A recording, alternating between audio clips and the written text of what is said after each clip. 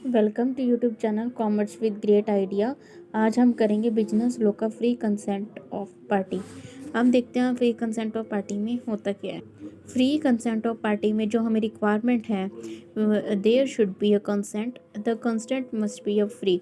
आपको फ्री से ही पता चल रहा होगा, मतलब कि सारा कुछ फ्रीली, ना कि कॉस्टली है, ना कुछ है, ना पैसा लगेगा, ना इसमें कुछ, सब कुछ फ्री है। जैसे हम कोई सामान लेने जाते हैं, अगर हम फ्री के ऑफर दिखते हैं फटाफट दौड़े जाते हैं, वैसे ही इसमें फ्री कंसेंट है, मतलब सब कुछ फ्री है। तो ये हम आगे पढ़ेंगे क्या। चलिए आइए स्टार्ट करते हैं कि what is a consent. Consent होता क्या है, पहले हमें ये पता होना चाहिए कि जो कंसेंट है, हमारे एक सेक्शन बना था 13 में, जो डिफाइन करता है there two or more person are said to be consent when they agree upon the same thing in the same sense. क्या कहता है ये कह रहा है, अगर दो या दो से ज़्यादा पर्सन के बीच में कंसेंट हो रहा है, कुछ एग्रीमेंट बन रहा है, कुछ एग्रीड हो रहा है, तो उसे हम कंसेंट बोलते हैं। ठीक है, कंसेंट किसे बोलते हैं कि दो या दो से ज़्यादा पर्सन के बीच में कुछ एग्रीमेंट हो रहा है और वो भी सेम थिंग में, तो उसे हम बोलते हैं कंसेंट। नेक्स्ट है हमारा फ्री कंसेंट। फ्री कंसेंट कौन सा होता है हमारा, सेक्शन 14 में कंसेंट बनाया गया is said to be a free, मतलब कि जो भी हमारा कोई कंसेंट होगा वो फ्रीली होगा। अब जैसे कि सपोज मैंने आपके साथ कोई एग्रीमेंट किया, तो मैं इसके लिए कोई कॉस्ट तो नहीं ले रही, कोई मनी नहीं ले रही, कुछ नहीं ले रही, तो फ्री है वो मेरे लिए भी और आपके लिए भी, तो वो हो गया फ्री कंसेंट। तो फ्री कंसेंट में when it is not cost by, कौन कौन से हैं जो कॉस्ट नहीं करते हैं फ्री कंसेंट में, जैसे कंसर्न सेक्शन 15 में बना, अनड्यू इन्फ्लुएंस सेक्शन 16 में बना, फ्रॉड सेक्शन 17 में, मिसप्रिवेशन सेक्शन 18 में, और मिस्टेक सेक्शन 20, 21 एंड 22 में। ये हमारे सेक्शंस बने जो हमें कहते हैं जो फ्री कंसेंट है वो इसमें इंक्लूड नहीं होंगे, कोर्स चाहिए हमारे लिए। नेक्स्ट इसमें हम जो पहला पढ़ने वाले हैं वो है कंसर्न। कंसर्न क्या है, in a simple word concern means forcible and complaining a person to enter in a contract. ये कंसर्न का मतलब क्या है कि जो ज़बरदस्ती से, किसी को ज़बरदस्ती से ही वो उसमें लाया जा रहा है। जैसे कि अब मैं आपको बता देती हूँ, अगर मैंने आपको कहा कि ये काम करना है और आप मना कर देते हो मेरे को कि मैं नहीं करता ये काम, तो मैं आपसे ज़बरदस्ती करवा रही हूँ, या किसी की मतलब कि मैं आपको धमका के डरा के वो काम करवा रही हूँ, तो वो होता है कंसर्न। एक एग्जांपल दे रखा है, उसको हम देखते हैं तो इजीली समझ आएगा हमें कंसर्न होता क्या है। X X threaten to kidnap Y's son. X था, उसने किडनैप कर लिया वाइसन का। If he does not lend 15,000 to Z, अगर वो लैंड नहीं करता है 50,000 जेड को, Y agree to lend the amount to Z, जब तक वाई एग्री नहीं करेगा अमाउंट देना जेड को। Thought that the concern is proceeds from X against Y son, जो कंसर्न हुआ वो एक्स के किसके अगेंस्ट हुआ, वाई के, क्योंकि वाई तो सन है जिसको उन्होंने लिया, ठीक है, किडनैप किया वाई सन को, और किसके अगेंस्ट, एक्स के। Yet the agreement is enter under concern, ये जो एग्रीमेंट है ये हमारा कंसर्न होगा, क्योंकि ज़बरदस्ती और फोर्सेबल किया जा रहा है, ये किडनैप करके ये चीज़ करवाई जा रही है ज़बरदस्ती, ठीक है, ये होता है हमारा कंसर्न। इसमें अब कंसर्न की डेफिनेशन है। कंसर्न की डेफिनेशन क्या है, section 50 defines a concern has follow, जैसे concern is committing or threatening to commit any act forbidden by Indian Penal Code or the unlawful detaining or threatening to detain any property to the projected of any person whatever with the intention of causing any person to enter into the agreement। ये क्या कहता है, एक act बनाया गया जिसे बोलते हैं आईपीसी। आईपीसी एक्ट होता है इंडियन पेनल कोड। ये इंडियन पेनल कोड क्राइम के लिए है, कोई भी कोई क्राइम करेगा तो ये एक्ट लगेगा।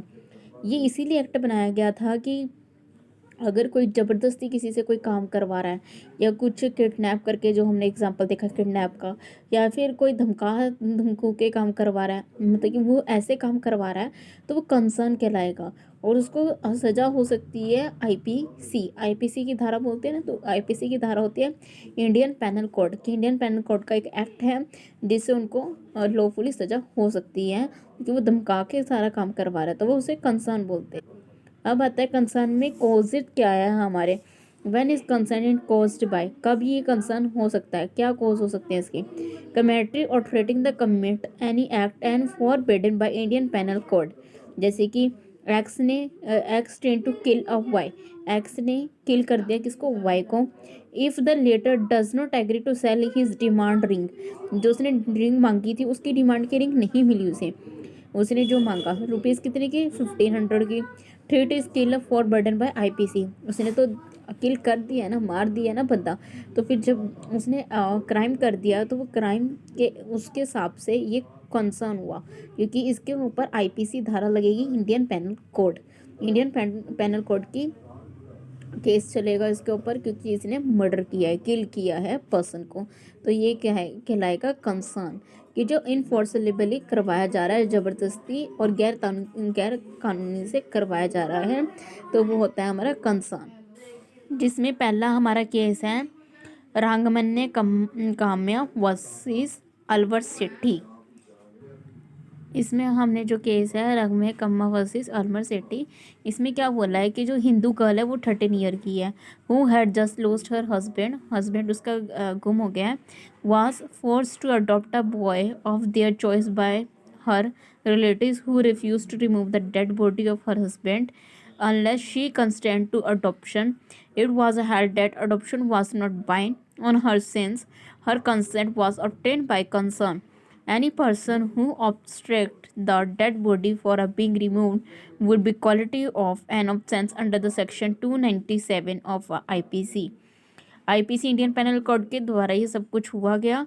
ये था केस राकम्या वर्सेस अलवर सेठी। आप सही तरीके से समझ गए होंगे कि ये केस क्या है, कि क्या बोलना चाह रहा है राकम्या वर्सेस अलवर सेठी। नेक्स्ट केस पढ़ते हैं कि वो क्या बोलता है।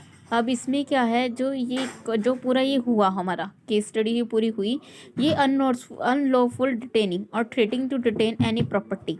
ठीक है, इसमें क्या हुआ कि जितना भी वो हुआ तब वो गैर कानूनी से हुआ, सब कुछ कंसर्न हुआ वो। ठीक है, ज़बरदस्ती हुआ गया, करवाया, और ये सब किस में आएगा, आईपीसी इंडियन पेनल कोड के तहत। अब इसमें जो नेक्स्ट है वो है Mutha versus Muthu Karuppa. An agent is refused to hand over the account book of business to the new agent sent in his place, unless the principal released him from all liabilities, and such release had to given before the new agent could get the book, held that the release deed was voidable. ठीक है, ये सारा जो हमने किया ये voidable हो जाएगा। ये था हमारा मुथु वर्सेस मुथु कपूर। अब नेक्स्ट पढ़ते हैं क्या बोलता है। नेक्स्ट हम इसमें पढ़ेंगे कॉन्सिक्वेंसेस और इफेक्ट। क्या कॉन्सिक्वेंसेस आते हैं, क्या उसके इफेक्ट होंगे हमारे कंसर्न के। The contract is voidable at the option of party whose consent was obtain by concern.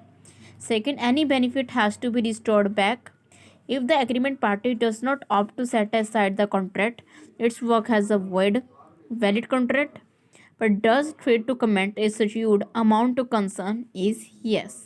ठीक है, ये हमारी इफेक्ट है, ये कॉन्सिक्वेंसेस हैं जो इसमें हुए कंसर्न में। ठीक है, इसमें पूरी कंसर्न के बारे में बताया इस वीडियो में। नेक्स्ट वीडियो आपके पास जल्दी आएगी और उसमें भी दोबारा बताएंगे कि आगे का पार्ट कि उसमें क्या है।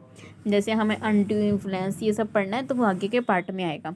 आपको ये पता चल ही गया होगा कि कंसर्न क्या है। कंसर्न एक वो एग्रीमेंट है जो ज़बरदस्ती करवाया जाता है, या किडनैप कर लिया किसी का और उसे करवाया जा रहा है तो वो कंसर्न है, और उसको कंसर्न के तहत एक धारा लग सकती है जो जिसको बोलते हैं हम आईपीसी इंडियन पेनल कोड के द्वारा। मैं आपको ये दोबारा बता रही हूँ कि इंडियन पेनल कोड के द्वारा उसे धारा लग सकती है, और ज़बरदस्ती करवाया गया कोई काम उसे हम कंसर्न बोलते हैं।